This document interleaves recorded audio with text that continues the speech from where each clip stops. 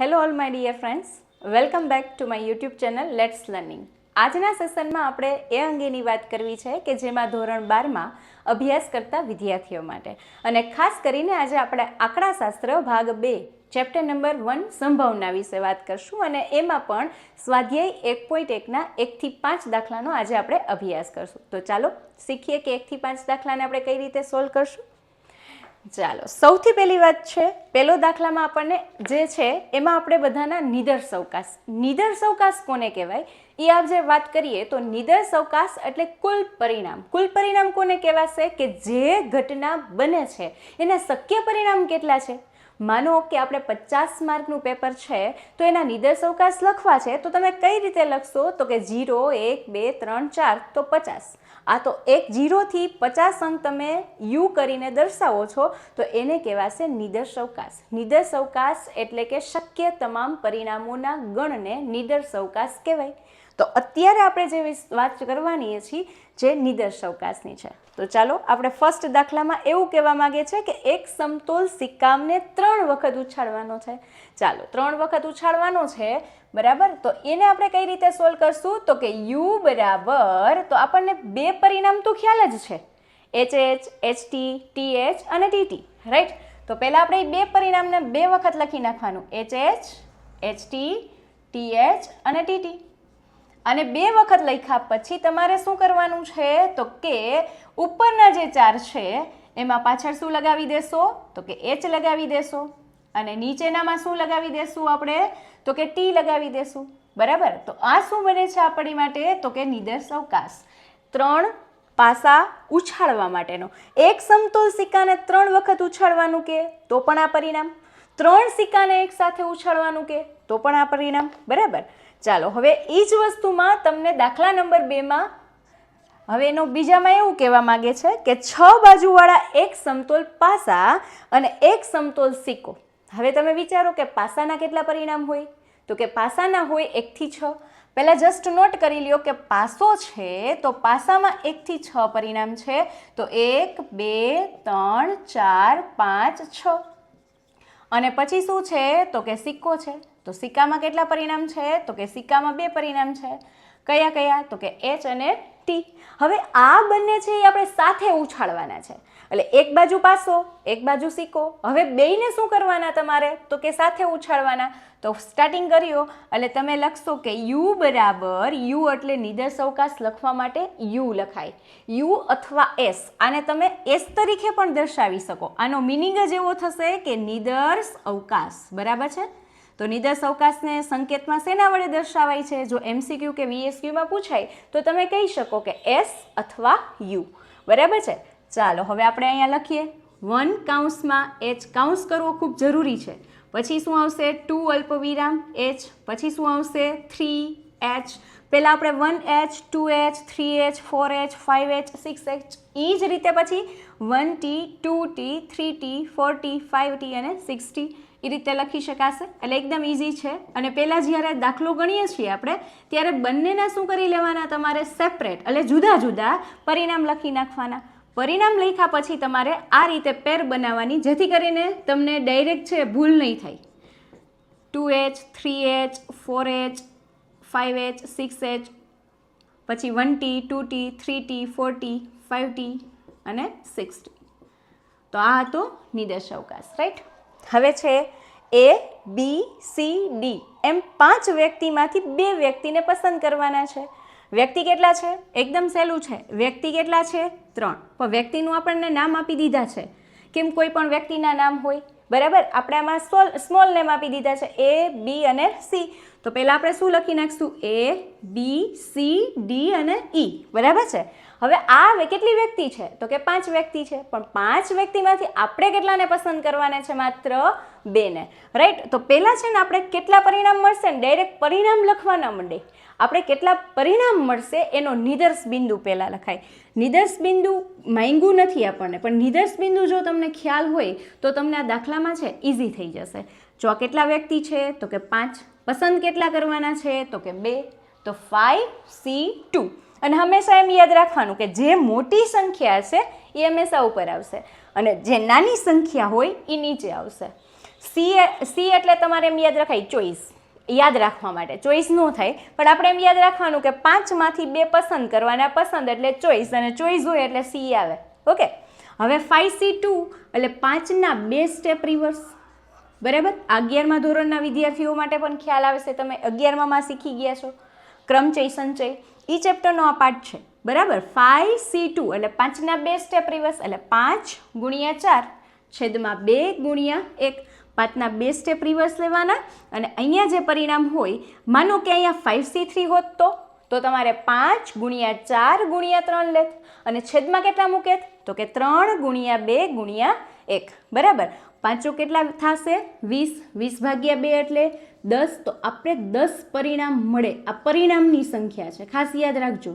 બરાબર છે, પરિણામો 10 મળશે, પણ આપણે પ્રશ્નમાં નિદર્શ અવકાશ પૂછ્યા છે, તો નિદર્શ અવકાશ કઈ રીતે લખાશે? તો હવે આમાં 2 પસંદ કરો. એકદમ હું તમને એક ઇઝી કહું, પહેલાં એને આપણે છે ને ફિક્સ લઈ લેશું. તો પહેલાં A B આ 2ની પેર બનાવી, એને હજી ફિક્સ જ રાખો, AC પછી AD AE.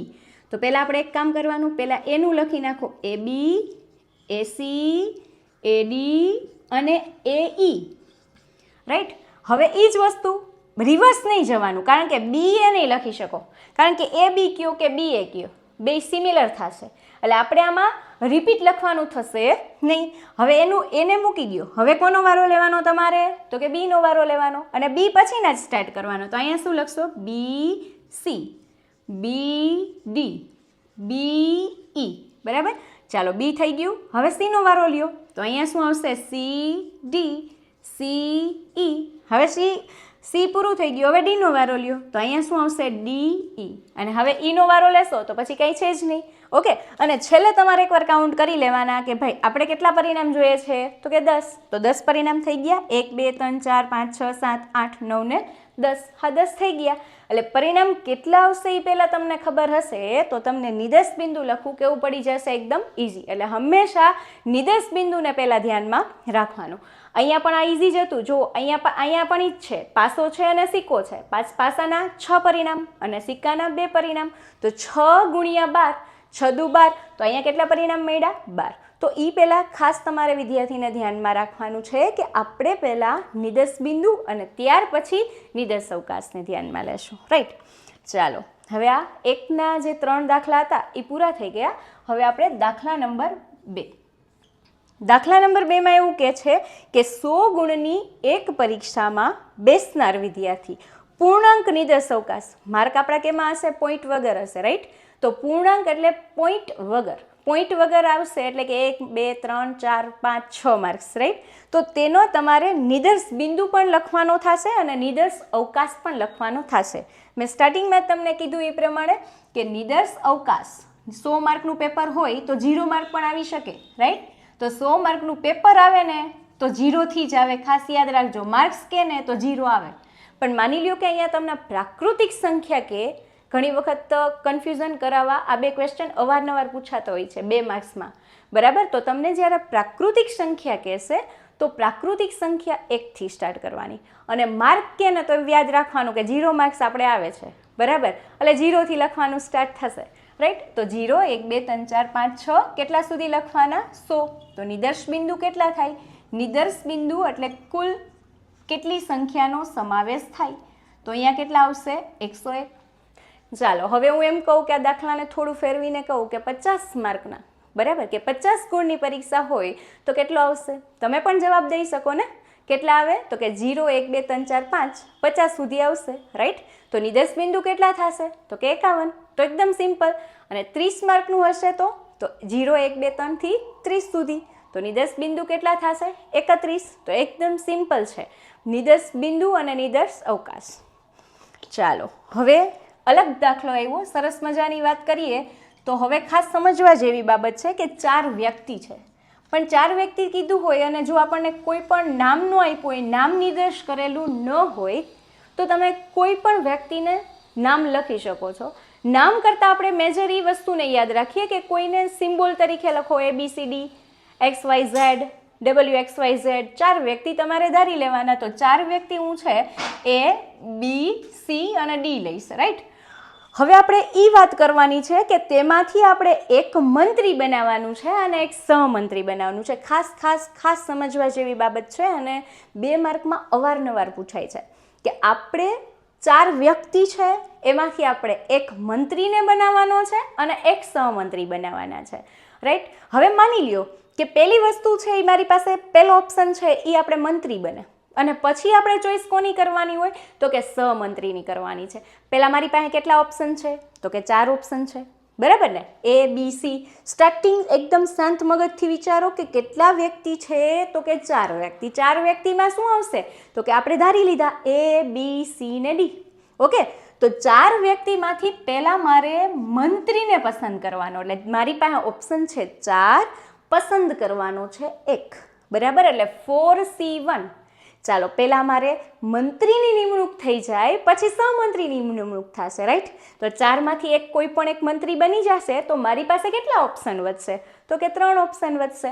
તો ગુણ્યા, અને એટલે હંમેશા ગુણાકાર થાય અને અથવા એટલે હંમેશા પ્લસ થાય. આ 2 વસ્તુ પણ તમારે ખાસ ધ્યાનમાં રાખવાની છે, બરાબર છે.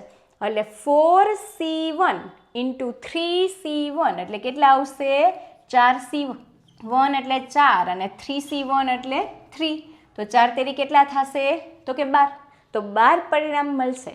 આ નિદર્શ બિંદુ તમને કીધું નથી પણ આપણે સમજીને લખી નાખવાનું. નિદર્શ બિંદુ લખવાથી જે આપણો કોન્ફિડન્સ લેવલ છે એ થોડો હાઈ થઈ જશે, રાઈટ. હવે શું કરશો, તમારે પેર બનાવવાની છે. માનો કે આપણે એથી શરૂઆત કરીએ, એકદમ ઇઝી છે. એને શરૂઆત કરો તો એને આપણે પહેલાં મંત્રી બનાવી અને પછીની ચોઈસ આપણે એમને એમ રાખીએ કે એ છે એ મંત્રી છે તો એ મંત્રી અને બી સહમંત્રી.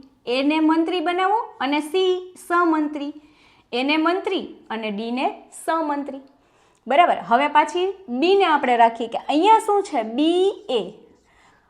ઘણાને કન્ફ્યુઝન થશે કે મેડમ અહીંયા આપણે રિપીટ કરીએ છીએ તો અહીંયા રિપીટ નથી કરતા, કારણ કે અહીંયા છે આમાં હોદ્દો ચેન્જ થઈ જાય છે. એકવાર મંત્રી બને છે અને બીજી વાર સહમંત્રી બને છે.